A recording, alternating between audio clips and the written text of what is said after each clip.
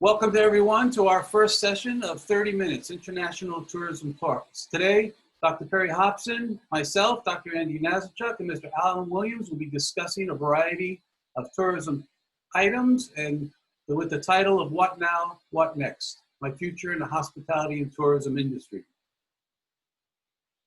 The purpose of this session is actually threefold. First, we want to start on time and end on time so that you know that you can fit this into your class schedule if that's the way you're viewing today. Free for all students, and we'll be talking about hotel operations, teaching methods, and career paths for students as we go through this series of talks.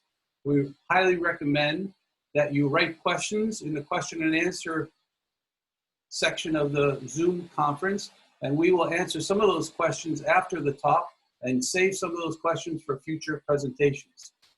So now let me tell you what I'm going to be talking about today in my section of today's talk. First, how do we get here? How is it affecting our industry? And what should students be doing during this transitional time? The world is in turmoil, and let me show you why. Back in January 28th, we knew that the coronavirus was located in China, and it started to spread slowly, affecting everyone's travel and tourism plans. 1 month later, March 7th, you can see that there was 102,000 cases around the world. And as you can tell by the map, it started to spread through Europe and started to affect the United States and almost every country in the world. Today, on April 15th, you can see that the United States has the largest number of cases with 600,000, and the rest of the world is almost 2 million cases. A majority of the world is in lockdown right now, including myself. I've been locked in my home for the last 3 weeks, not allowed to go out except to go to the grocery store. One of the questions, as you see some of the presentations on the news and everybody's watching, is how does it spread so fast? The numbers are spreading exponentially. Well, it's a good example of what I expect you to be doing in the next few months. If you don't know something, it's time for you to start looking it up. So the growth of the virus is actually related to its R0 number, which is this number right here. The R0 is the new over existing cases. And you can see by this diagram that it goes from 1 person to 2 people. Those 2 people give it to 6 people, and then it grows exponentially, and that's why it's spread around the world so quickly and so fast. And so if you don't know something, I went and found it on Khan Academy as an example of self-learning on what you have to do during these times you're locked in at home. So what do you need to know now to prepare for the future? Well, number 1, travel patterns are going to change. 90% of airlines around the world have their planes on the ground.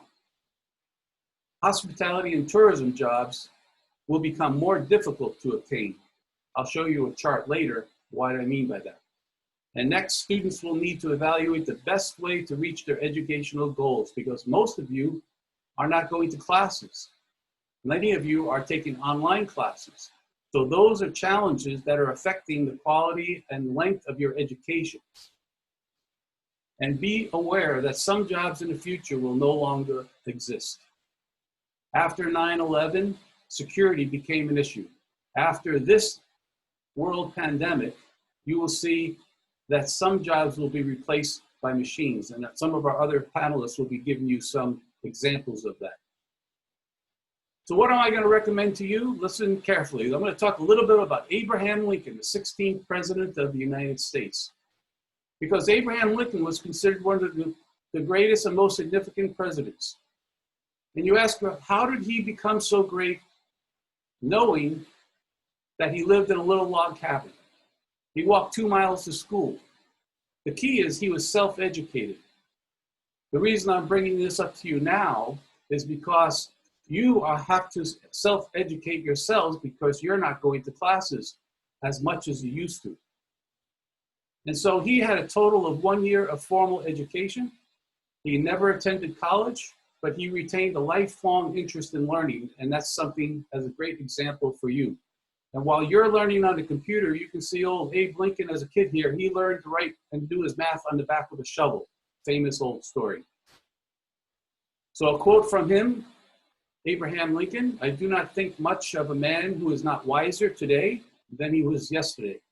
So you have to improve yourself every day. Let's take a look at the current stats in our industry. This just came out about a week ago. And you can see in March that the leisure and hospitality industry lost over 450,000 jobs in one area. And so that is the largest area because restaurants are closed, hotels are closed, airports are closed, everything is closed, and that's affecting our industry the worst. So that's going to change the way we operate in the future.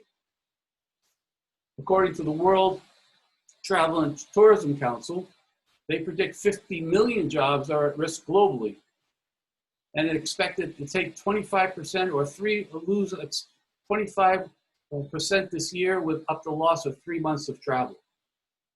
And if you see this note below, it can take up to 10 months for the tourism industry to recover from the shock of the coronavirus pandemic. In reality, I believe it's going to take longer.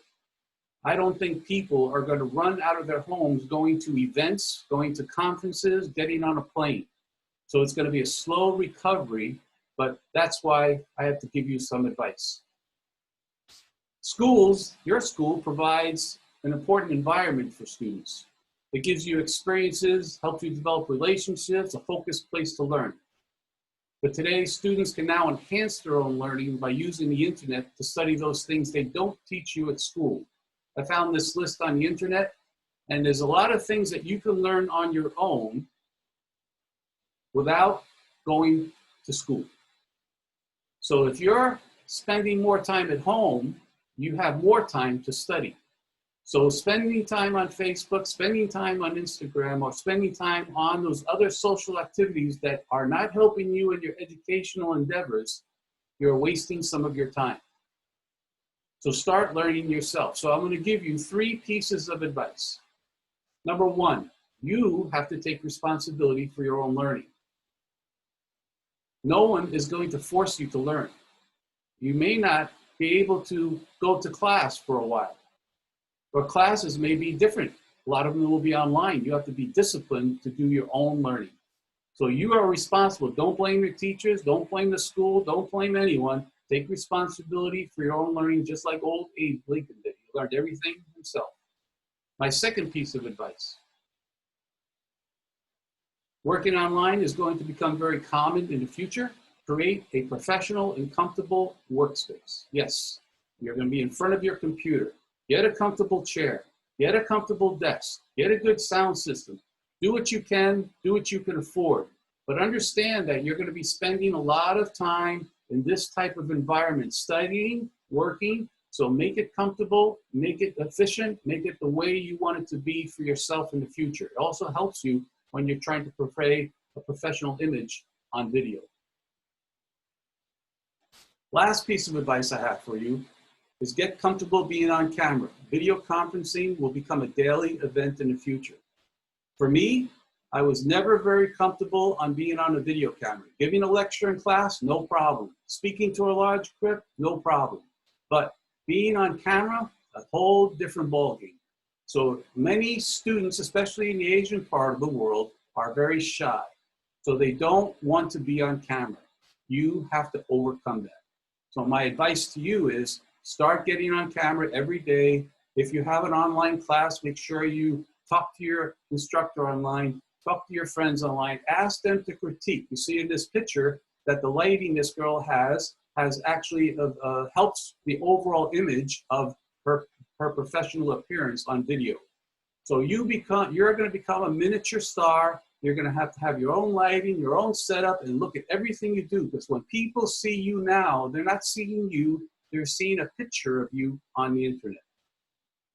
So let me close today, my section, my first 10 minutes. The best way to predict your future is to create it, by Abraham Lincoln. So sit down, think about what you need to do in the future, and think how you're going to do it, and do it yourself, and get involved in your own educational pursuits. That's my advice for today. Now, as we said, we're going to keep to a 30-minute time period. My 10 minutes is already up. I am now going to be passing the presentation over to my colleague, Mr. Alan Williams. Alan, are you there? Thanks, Andy. I'm here. Thank you very much.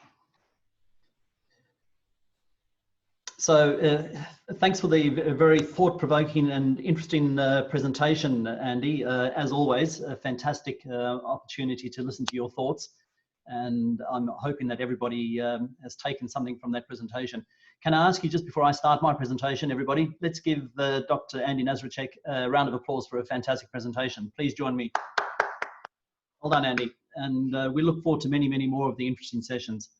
What I might ask, Andy, if I can just get you to stop sharing your screen, and then I'll start up my screen very shortly. Thank you. So good to see everybody. And what I'll also just let participants know today is that I'll probably stop my video only because part of my presentation includes some video for you to see. And I just want to make sure that the bandwidth operates sufficiently. So I'll stop the video and you should be able to hear me all the way through the presentation.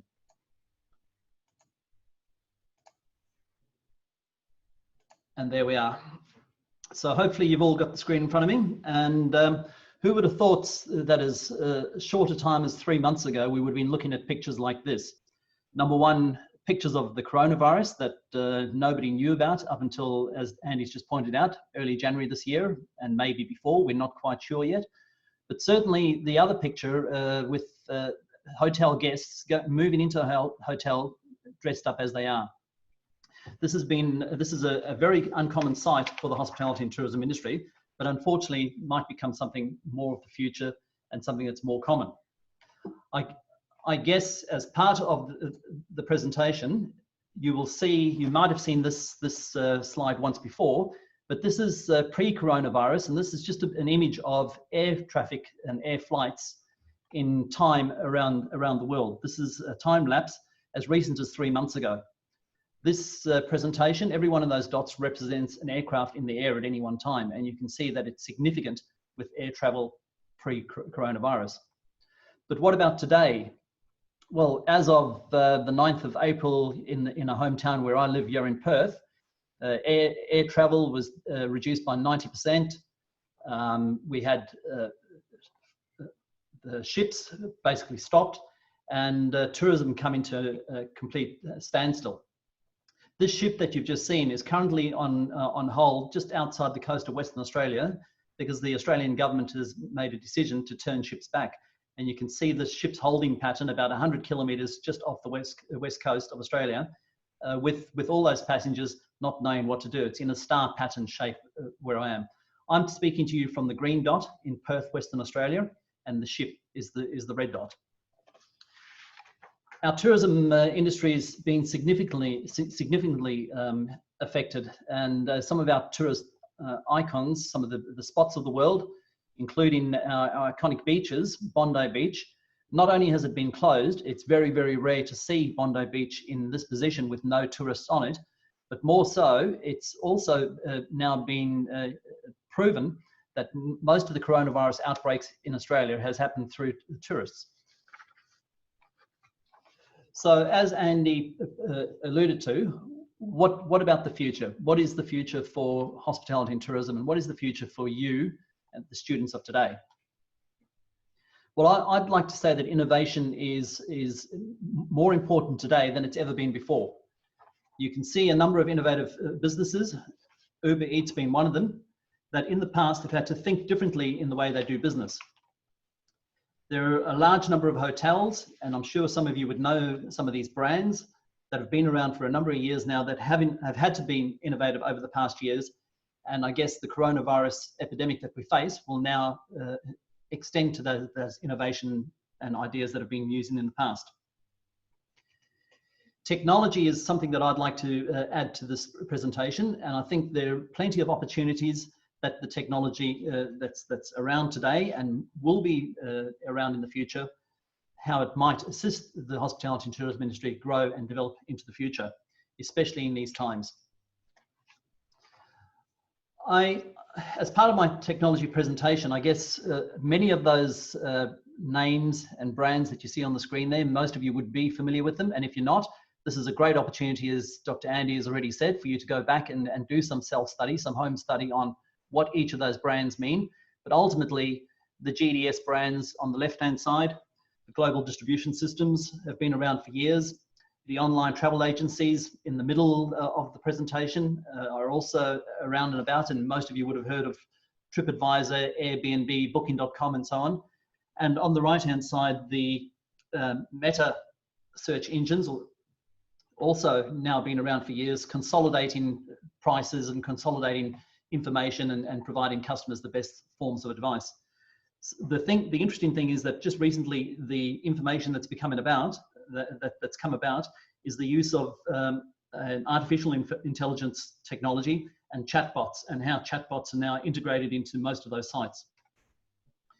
The travel tourism industry has been leading the way a little bit in terms of its comparison to the hospitality and tourism industry, where it's all too commonplace now at airports, where you'll see the automated check-in kiosks and the automated baggage handling and so on. The hospitality industry really has been trailing a little bit of this technology advances over the past years. So what will the future look like? Well, we've heard of robotics and robot receptionists. We've heard of Google technologies with multiple languages available through voice integrated technologies. But it might also be just as simple as using personal protection equipment in the first instance to tackle the issues. I'd like to say that the hotels that have innovated and have looked at some of the technological advances are probably better positioned than the brands that have not. And self-check-in service kiosks, as well as automated or autonomous vehicle baggage handling systems, where bags can be sent up to the room through a vehicle like this that's auto-programmed to deliver to any room in your hotel, is already something that's available. So is the future hospitals or hospitality? And I guess necessity is the mother of innovation or invention, as the English saying goes. But we've already seen a number of hotels around the world being converted to isolation houses for international guests to isolate during the time of the coronavirus. And who knows what might become of that, there might be a percentage of rooms in the future that are converted to hotel rooms, and especially dealing with the medical component that comes out from this. A little bit about housekeeping. Artificial intelligence and robotics is another technology that's around. And there's facilities. I think we're going to see a whole range of changes in the way people address going to work, the way in which they carry out their work responsibilities, and including adopting artificial intelligence and new technologies like the cleaning robot. What about the guest experience? Well, some of the latest technologies that are there is the most obvious is the Internet of Things. And this is really where voice control devices are allowing guests to operate all the appliances in the room, which includes temperature, sound, lighting, and tea and coffee machines and so on.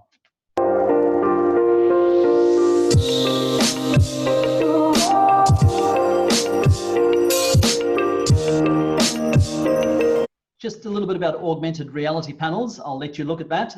That's a technology that's around and being used in many hotels. Smart apps are being developed every day of the week. Every time I look at the app store, there's another app that's out there. But a number of hotel brands have already looked at adopting this technology. And the example of one of the smart app technologies that Hilton Group have adopted is this smart app that controls all those Internet of Things and facilities in the room. So controlling lighting from the smartphone, controlling the television from the smartphone, and so on.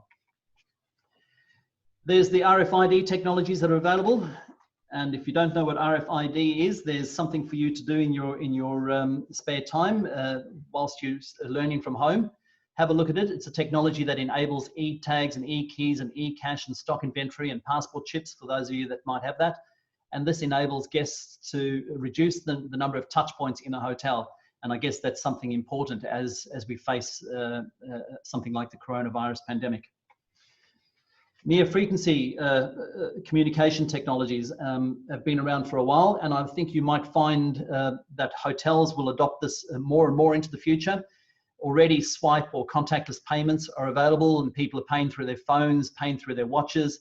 There are opportunities for guests to now access Wi-Fi without having to type in the username and the password. It's automatically recognized through the device they're using by using NFC technology. Guest profiling. I'll let this one run and then I'll finish up.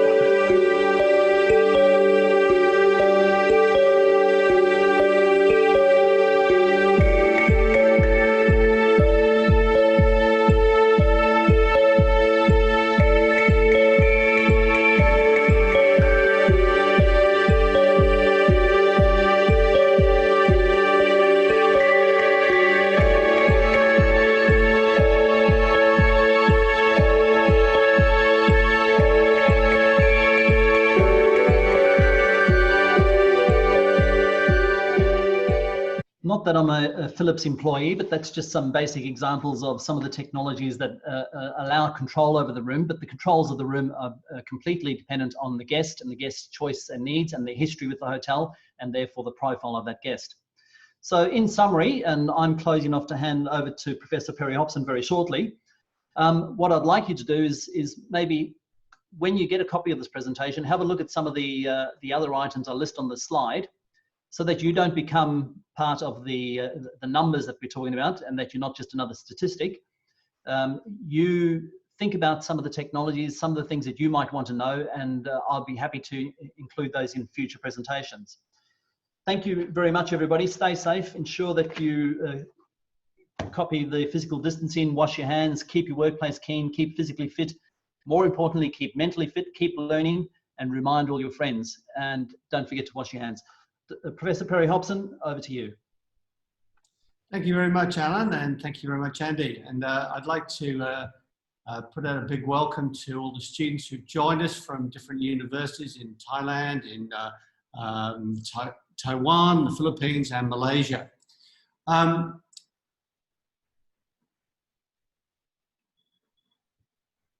Now, one of the big challenges I think we can see is that the situation we're in with the COVID pandemic. And as you've already heard today, obviously this is a situation that has turned around and hit the world. Clearly, this is an unusual situation. In fact, the last pandemic we can look at was over 100 years ago. But let's see what we can learn from that pandemic. And what we learned from that pandemic was the fact that it came in various waves. In fact, it was the second wave that was the most deadly, not the first one, as you can see from this chart. And as some of the modelling shows us, looking at this current pandemic, we are likely to see that this is not going to end in a few weeks or a few months. This is likely to continue for some considerable time. And therefore, we need to think not only about the short term, but also the long-term set of issues that's going to face the industry. Now, the last time the industry shut down was probably about 20 years ago, when we saw the 9/11, and that pretty much grounded the world's airline industry. Today, we've not only got the world's airline industry pretty much at a standstill, but it's also, as you've heard, closed destinations around the world, from Venice to Bondi Beach. We're now seeing tourism in a state of hibernation. Now, of course, we've had previous epidemics, which are small-scale pandemics, and IATA, who is the world's airline body, if you look at their statistics, you can see that tourism tends to bounce back quite quickly. But I guess the question with a pandemic is, will it be different this time? Because again, if we look back at the historical information, this may not end as quickly as all of us would like to happen. Already a number of airlines are looking at this as being a much more serious situation and recognizing that the slowdown is going to be a shutdown for quite a while. Destinations are realizing this too. It's Singapore Changi Airport, who is making the decision from May the 1st to actually close not for 1 month or 2 months, but for 18 months. Now they're bringing forward renovations, but again, they are seeing that it's going to take quite a while for tourism to bounce back. The cruise line industry, of course, is going to be in a very similar situation.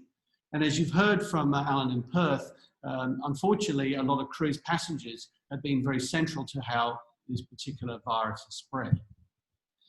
Now, some people feel that this will all bounce back. Everything will be fine. And some academics have taken the point that if we just cut the airfares, cut the fares of cruises, everyone will be back to normal.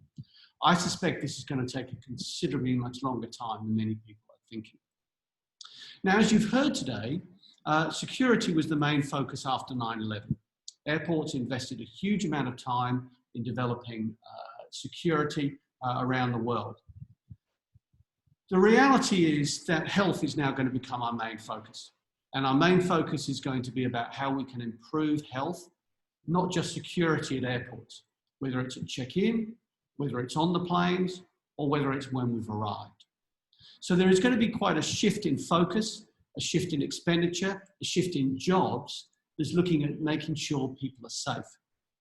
This is going to change so much of what we do, because obviously a lot of hospitality and tourism has been historically about people-to-people interactions. But now reality is we have to keep our social distance from one another. Even for the simple fact of queuing up or lining up to get into a shop is bringing huge changes. So this will be resonating throughout the industry, from restaurants to where we sit, all of the things that we are used to doing. Now, as you've already heard today from Aaron's presentation, we've already been adopting quite a bit of technology, and I suspect that this pandemic is going to speed that up. And one of the biggest challenges is whether we're going to end up in a bit of a jobless recovery from this situation. Because this virus can only be transmitted from people to people, we now need to realistically find ways that we can work out how to cut those transmissions and to stop any reinfection waves coming through. Now, this doesn't mean that people won't be spending money. As this recent chart from the Australian press showed, what we are seeing is a huge shift in expenditures. So whilst gym and travel may have dropped very significantly, people are spending a lot more money on food delivery, home improvements, and online gaming. So what we have got to recognise is that we need to innovate to see how these changes will come through. Now, obviously, the way out of this particular pandemic is not going to be easy or straightforward. There will be some countries who will still have very heavy and large rates of infection for COVID. Other countries may be fortunate enough to be able to get rid of it. The challenge will be, how do we relaunch tourism? How will people be able to travel from COVID-free areas to COVID-infected and back again? And these are going to pose substantial challenges, not only for governments and for health bodies, but also for the hospitality and tourism industries. So what we will probably see is a lightening of restrictions, quite possibly and probably within domestic travel first. And then you will most likely see countries where have got low rates of COVID infections, who are willing to trust each other, have got robust health, that they are willing to allow people to travel and move between those particular countries. So whilst this will bring a change from the path of security to health, we'll see all sorts of new ways that people will have to travel. Already Thailand, before this pandemic was fully underway, had already started to look at bringing those health checks in. And we're going to see more of that. So there will be new travel essentials as we look forward. Already we are seeing some airlines who are now saying that they are exploring ways of making sure passengers are fit to fly. Last week, Etihad Airlines started this trial, which was a product by a company, an Australian company called Millennium, which can not only look at a person's past travel, but also scan them to make sure that their temperature, etc., is within known parameters. So again, this is using new technologies to find ways that we can look at people's health security. Now, a lot of people have spoken about the coming COVID recession. So the question is going to be, how prepared are you? How ready are you for this challenge? Now, as has already been mentioned in these presentations, there are going to be other changes that come through. And technology will be part of that, because this is one way of stopping those reinfections and those waves coming through. Already we were seeing airlines experimenting with things like biometric check-ins, using face recognition to board planes, and even immigration authorities have been working out ways to do this, so you do not have to touch anything as you go through the airport. We are going to be seeing more of this. So in terms of the focus on hospitality jobs, what are we likely to see? Well, first, it'll be about health. We'll need to bring health to the forefront of hospitality. In the past, our cleaners were expected to be seen, but not heard, if you like. They were out of sight and out of mind. They will now be at our forefront. We need to build trust up with our customers that we are looking after their health on a daily and basically by minute basis. Our management will need to be more hands-on, off rather than hands-on. Our customer interactions will be less about high touch and more about high tech, because we'll need to bring in these new uses of technology. So it'll less be about things being touch sensitive and more about sensors and facial recognition. So there will be this shift from focus of security to a focus on our customers' health and well-being. We will see amenities change. Is this going to be the hotel minibar of the future? Temperature check and hand sanitizer? This is already being trialled in Hong Kong. Our staff meetings will be likely to be quite different. It won't be a team huddle anymore. It'll be a team spacing out. We'll be inducting new staff members as we adopt new forms of technology. So there are going to be implications for you. The implications are going to be built around health and sanitation. Do you understand them? Are you up? Are you aware that priority number one for most people will be their health going forward? Technology, are you ready to embrace it? Are you comfortable, as you've heard from Dr. Andy, being on screen and working remotely? You may now be expected to manage a restaurant working from home with 5 screens on your laptop. Are you adaptable? Because this virus won't simply go away. Sadly, there are going to be ongoing challenges over the next year, year and a half, or however long it might take before we can find a virus. Finally, let's consider what is going back to normal. As Marriott has been running their campaign, yes, we will travel again. But let's also ask ourselves, do we just want to go back to more tourism, or do we want to think of having a better form of tourism? So those are some of the things I'd like to think you about. Again, thank you for joining us today, and I look forward to hearing your questions.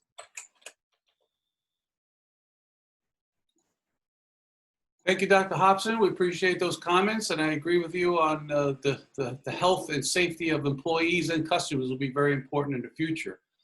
We have quite a few questions from the attendees, and I'll take the first one from Mrs. Joseph Luca, who basically asked, what's going to happen to a place where a famous restaurant in a country closes? Does this affect travel industry?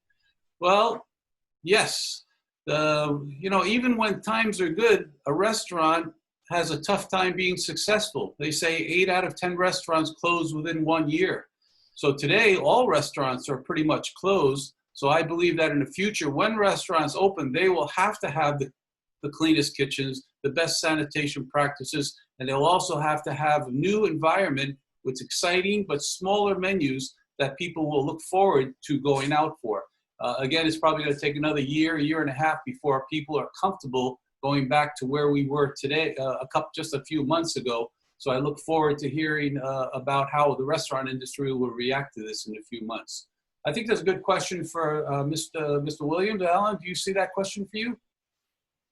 Yes, thank you, Dr. Andy, and thank you for the question. What are the specialised websites you might suggest for us to learn more about the hospitality and tourism industry? It's not an easy question because I guess, as we were talking about before, what I'd be suggesting is, rather than me suggesting specific websites to you, and we could certainly suggest a number of websites that I would recommend, it would be an opportunity for you to do some research on the internet, start looking at a range of different websites, start getting a feel for the way in which they present their information, their legitimacy and so on, and how endorsed they are by the government or by the industry themselves, and use those websites as your main referrals points. Australia, for example, has a number of websites that the Australian government uses. So there's a number of very good publications from the Department of Health in regards to preparing your hotel for the coronavirus. There are a lot of very good hotel and tourism specific websites. But I think rather than giving you individual websites, it's an opportunity for you to take this time and really scan the environment, scan the information that's available, and make an informed decision based on what those websites present to you. Very good. Dr. Hobson, do you see the next question for Maggie Leon? And some good questions here. So Maggie's first question was about the issue of how is transforming hotels to quarantine hospitals going to impact the hotel, and understanding from a hotel branding side. look, this is a very good question. And obviously hotels in a number of destinations, here where I'm based in Malaysia, but also in other capital cities around the world, hotels have been, in some cases, commandeered, in some cases have voluntarily become quarantine facilities in the meantime to deal with incoming passengers. In the short term, obviously, most hotels have been emptied, and that's caused them a huge problem for keeping on their staff and not being able to furlough them. So in the short term, I think it's been a big benefit for hotels to be able to play and be seen to play a positive role in this. Unfortunately, because of what's happened on some of the cruise ships, tourism has got quite a negative connotation at the moment. So I think it's been great that we've been able to do something that's positive. I'm hoping that longer term, people won't hold that against the hotels. And I'm sure that as we see this focus I've referred to in terms of concerns about health, sanitation, that these hotels will not be negatively stereotyped because they were for a short time a quarantine hotel. In fact, one of the nicer locations I like to go to when I'm in Sydney in Australia is called the Q Station, which is an old quarantine station that was established years and many, many years ago to deal with passengers in these situations. So I think in the short term, it's been great, very positive. Medium term, it could be challenging. Long term, I think this will get well forgotten in the scheme of what's been happening. And if anything, hotels that have been quarantined will probably be seen as safer locations. The second one there is the question about what could existing hotels do to sustain the pandemic. As we've seen in some locations, hotels have focused more on becoming staycations. A lot of the hotels in Hong Kong have focused on the local market and offering people who are cooped up at home. And I think as travel restrictions and leaving home restrictions are lessened, there will be a focus on initially, as I mentioned, domestic travel, but also locals. Many people, I'm sure, having stared at their own four walls at home for long enough, would be very keen to go out and see something and at least be somewhere else and feel they're somewhere else. But obviously people are going to be very concerned about having interaction with too many other people. This is going to be a key concern. And as I've mentioned, hotels are going to need to be on the forefront of sanitation, social distancing, and making sure that that's a key focus of what we're able. Dr. Hobson, thank you for that. There's another question we have. And the question is basically, are there any creative ways the tourism industry can offset some of the economic impact at this point, which is a very challenging one since everyone is closed. But in the United States, for example, many restaurants which were forced to be closed and for takeout only have also converted themselves into mini markets and small grocery stores. They have food, they have supplies, and so they have been meeting the needs of the community by not only preparing meals, but just selling groceries to the local community. So that was a very creative way for them in order to continue to gain some revenue, to have some cash flow to help them survive as they go through. Alan, do you have any comments for that one? No, I think the trend that you've mentioned there in the States, Andy, is pretty well common with what Australia is doing. There's many outlets like restaurants that have converted to not only doing the take home or the delivery, but also move themselves to be in small markets and I guess green grocers or shopping centres providing daily goods. So that's one way. As to other ways, I guess the limitations are really based by in-country regulations about how people can interact with each other, social distancing rules, and so on. So some of those opportunities are limited. But as we said, there's plenty of other ways that businesses can operate. Yeah, there's another question we have here: how to manage a restaurant from a desktop with 5 cameras? So what they're saying is, can you run a restaurant from home? What do you think, Dr. Hobson? Well, I put that out there to be provocative because I think these are the sorts of things and challenges that we're going to be faced with going forward. I think these are the sorts of things we have to be ready for. When every one of your staff members can do all their ordering with a PDA, you can have security cameras already we have installed in many restaurants, now running with a much higher resolution and a much clearer ability to watch every aspect of the restaurant. For one person walking around as a manager on the floor, you can only see what your eyes can see. You can't actually see the back of the kitchen. Sitting at home, suddenly you can do if you've got 5 or 20 cameras. So I just throw that out there to think we have to think about how we can do things differently. And we'll have technology and artificial intelligence that will allow us to monitor situations much more cleverly than we've been able to do in the past. So never say never, as they say. And we have a question from our friends in Kaohsiung University from Lee Sin, and she says, how do we modify our curriculum in the hospitality school? Can you give some examples? And I'll start with that, saying that internships may have to change. You may have to become more proficient in programming, helping program front desk clerks and those robots that are going to deliver the luggage to the food, and so many different ways that you can support the hotel by not actually being in a position at the hotel. But curriculum, I think, is going to have to start adding some new features. And I think Dr. Hobson mentioned the sanitation in hospitality. That in the past has always been a part of hospitality, but I believe that's going to have to move up to the top of the list to ensure that not only do the staff and the managers and the operators run a safe operation, but they will also have to teach customers how to behave. The days of having a cold and going to work are over.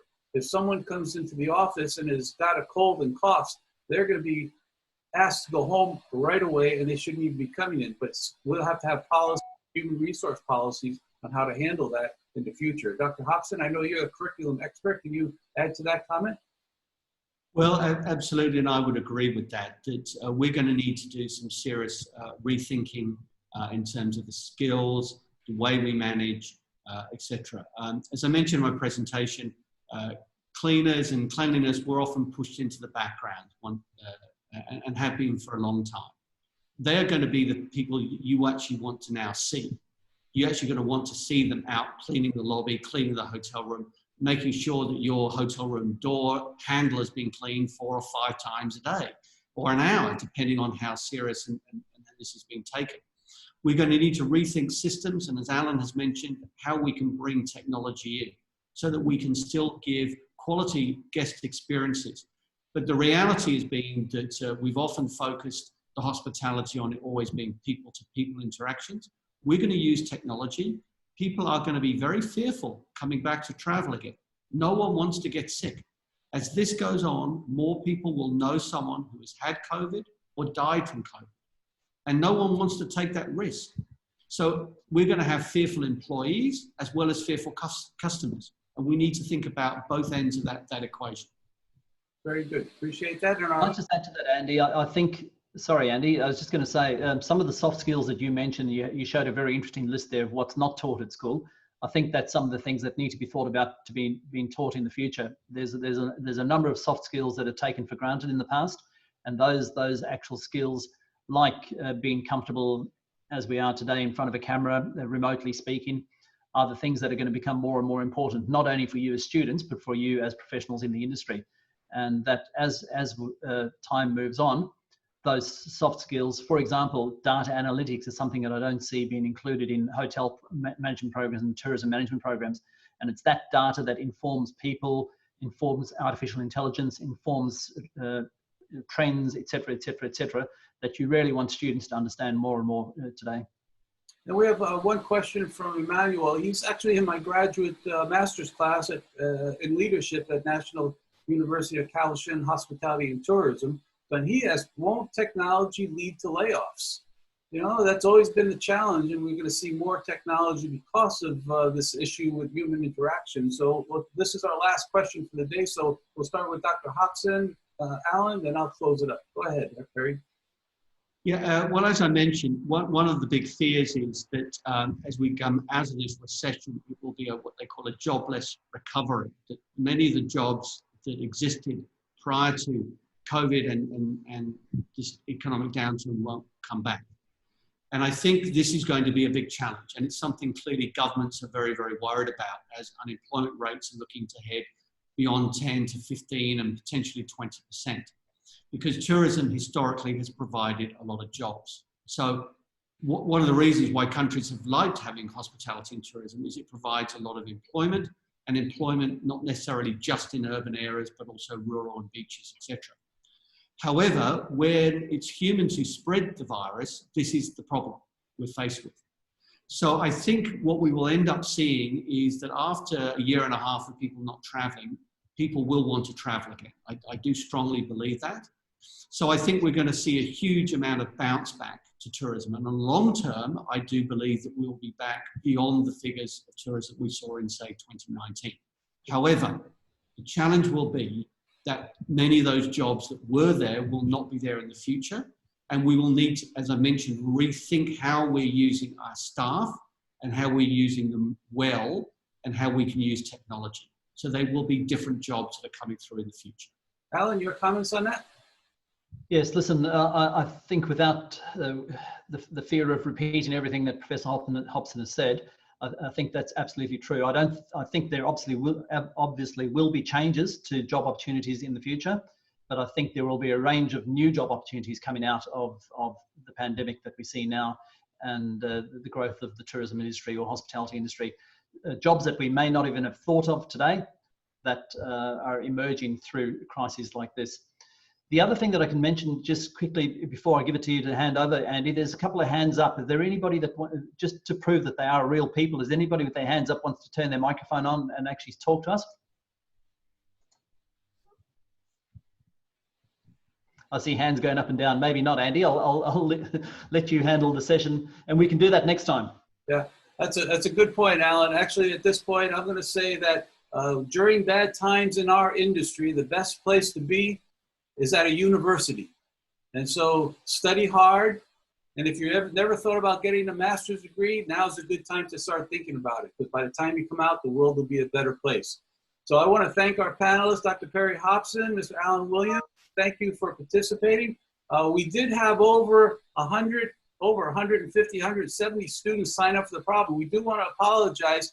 We never expected so many students, but we only had an account that accepted 100 students. But this session has been recorded. We'll be sending out that information to everyone. So those that couldn't be here today will be able to see it in the future. We have all your questions, and you'll be receiving a survey from us tomorrow asking for your input.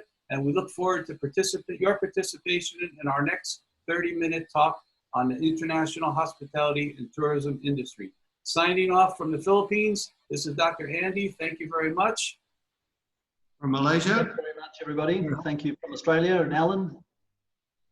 And good night. Thank you. Good night, everybody. Enjoy. Keep safe.